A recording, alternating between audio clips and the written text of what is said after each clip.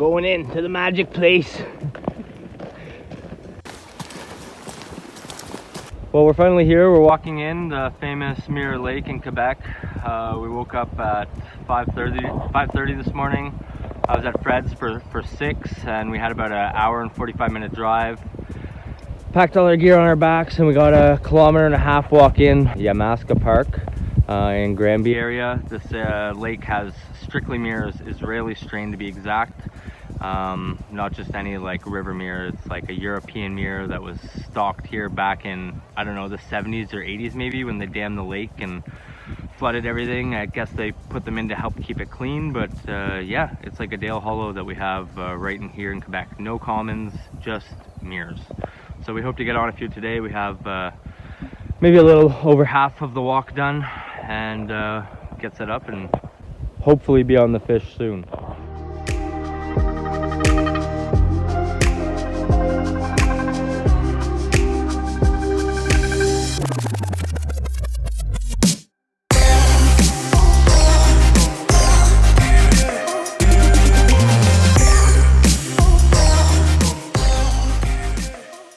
So we're at the spot. We got all set up after getting up early and driving through all that countryside, like 1.5-hour drive. Huge walk in, like 1.5 kilometers, which felt honestly like 3 kilometers because we had so much gear. We had to stop at like every little picnic table spot to break, and we packed light too. Fred didn't think I packed very light. He says that all this stuff together is more than my light setup, so I'm gonna have to work on that, I think. But yeah, we're here at the spot. We got the rods in, fed up. We didn't bring any corn or anything. We're feeding strictly boilies. Munch pink fruit, munch citrus blend, as well munch sweet stem. And I tied up a couple PVAs for us with crushed boilies of each. Got pink fruit crushed boilies, sweet stem crushed boilies, and citrus blend. Tied up these sweet little PVAs here. And for hook baits, we're using the citrus blend and the sweet stem pop-ups. So yeah, we got those out, those pop-ups out over a bed of boilies. Same thing, like I said, the 3 different kinds of boilies. And then 4 or 5 spalms on each spot. We're like at the far end of the lake where it really narrows down, and it gets to like where a small river flows in, and the fish are like stopped here. And with the spawn coming up, they should be very close to setting up the stage in this area to get their dirty deeds underway. So yeah, we're here. We came here about 4 years ago, eh Fred? Yeah, 4 years ago. 4 years ago, same time, like 4 days ago to this day, and we had killed it. We caught like over 20 fish, so we're worried with the COVID that we weren't going to be able to get into the park. But the park actually opened like 4 or 5 days ago, so like perfect time for us to come in, and it's had no fishing pressure all spring yet, so it's probably one of the only, if only, lakes in all of Canada, definitely North America probably, that has this strain of European fish. So it's pretty special. So we're waiting for a bite. We've been set up maybe now half an hour, and we're hopeful.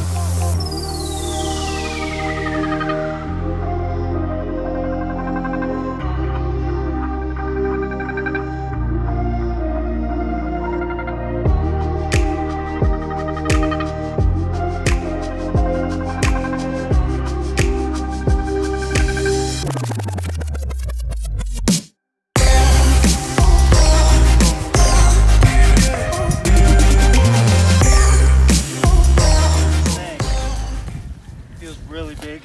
For real? Yeah. I think it got me in a tree or something. I don't know. It's weird.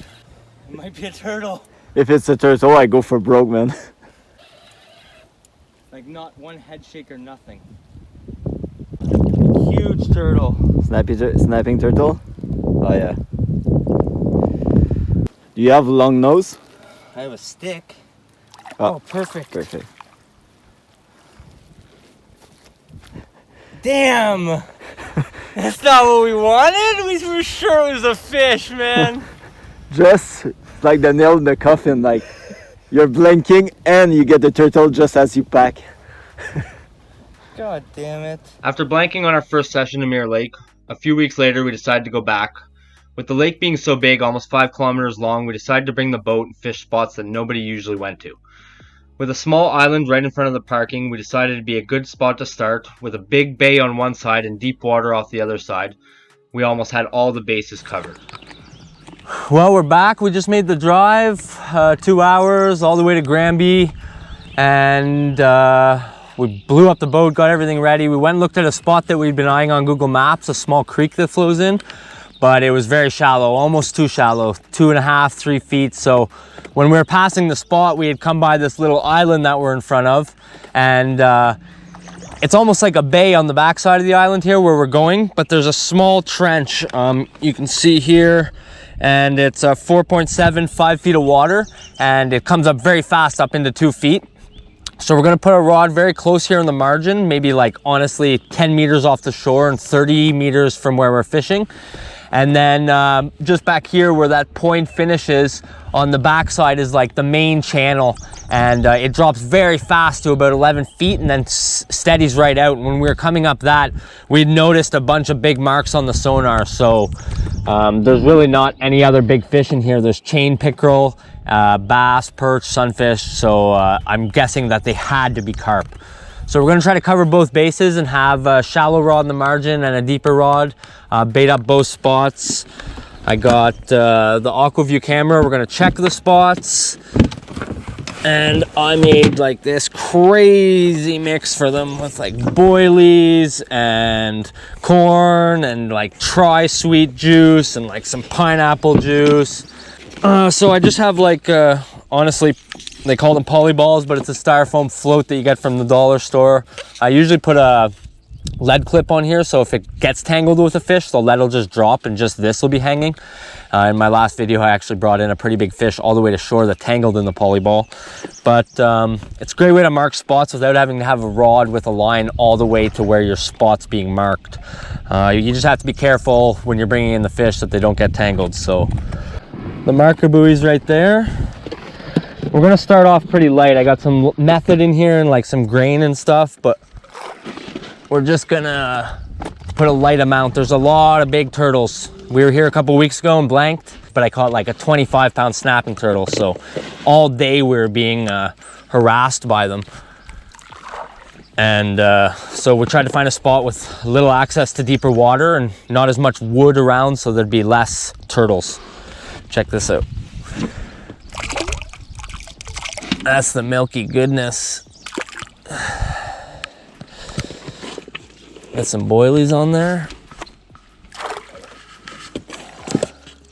Now what I like to do is I take like just a little bit in my scoop and I'll just like flick particles all around the spot. So fish that might not necessarily find the spot, because we are in a lake, not in a river where the current brings the scent to the fish.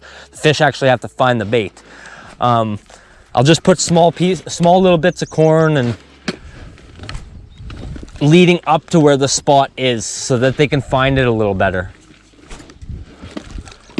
Normally you can put quite a bit of bait here and the fish will react quite well, but the last time we came it just brought too many turtles, so we don't want to overbait our spots and get too many turtles right away. We were back there, we were in 5 feet, and right here it's like 2.8, 2.9, 2.9. Now you're gonna see how fast this drop happens. 4, 5, 6, 7, 8, 9, 10. Right about there. It's kind of bottomed out, 10 feet, 10, 11 feet. I think we had found 11 last time, but anywhere on this flat, you can even see there's a big something right there on the bottom. 11 feet, another one. There's not much weed right now, so I really don't think it's weed, and like not much big rock either, so we're gonna bait that up right on the edge of the drop, going down into the 11 feet. I'm gonna throw out, I have another marker float ready. I'm gonna put it right in the 11 foot so I know where the base of that drop is. Right about here. Hit bottom. I like to leave a little bit of slack in the line too, so it can like actually just drift off the spot a little. but we know the actual spot's marked up maybe 2 or 3 meters from where the float is, and that's marking the drop where we want to fish just before the actual float. So again, we're going to put some bait on this spot. And now, like I said, just a little bit. Sorry, Fred. Corn juice. Just sprinkled maybe 15 yards all around. Not much, a little bit of corn, 1 or 2 boilies here and there.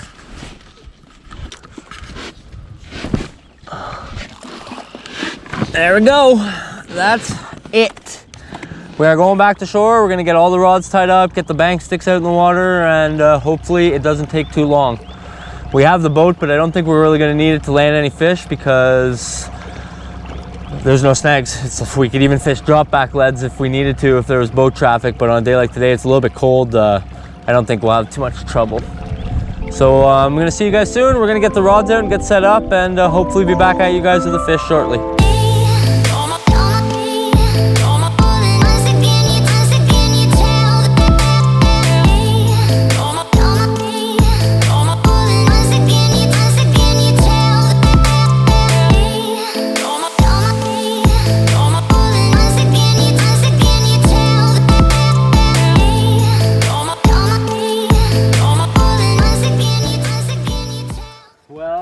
Like noon now.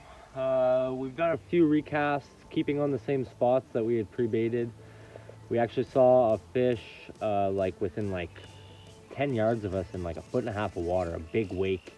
It's like it came up too shallow and just spooked, but it had to have been a carp. There's not really any bigger fish in here. Like I said, chain pickerel and bass, and this fish seemed to be over 10 pounds. So we're running a couple different baits that we've tried. We have corn that we've been keeping out, 2 fake corn with 2 real corn. And then I've been using pretty consistently Munch citrus blend pop-up with a Munch citrus blend bottom bait, but nothing. We've just been switching out baits, trying to see if we can find maybe a certain bait that the fish would like. The fish are definitely here, but I don't know in what kind of numbers. Again, it's a lake, so like you really got to fall on the schools of fish. They might not be here for a day or two, who knows. But we're hopeful. They're within a couple 100 yards of us. We've seen a couple fish, so we're gonna just keep putting bait in and keep recasting every hour or so, and might try actually a little move. If we see we don't have anything by 5-6 o'clock, we might, it's supposed to be dead calm. If we can see some fish showing, we might go drop some gear at the car and take the boat and just go in an area where we saw showing fish and just try casting the showing fish. Last resort. So we'll see. Hope to be back at you guys shortly with a fish, so we'll keep you updated.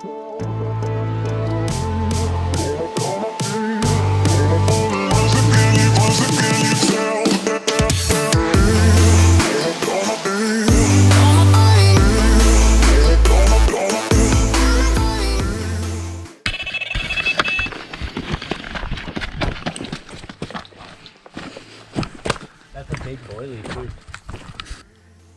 Your line went, yeah, dropped back.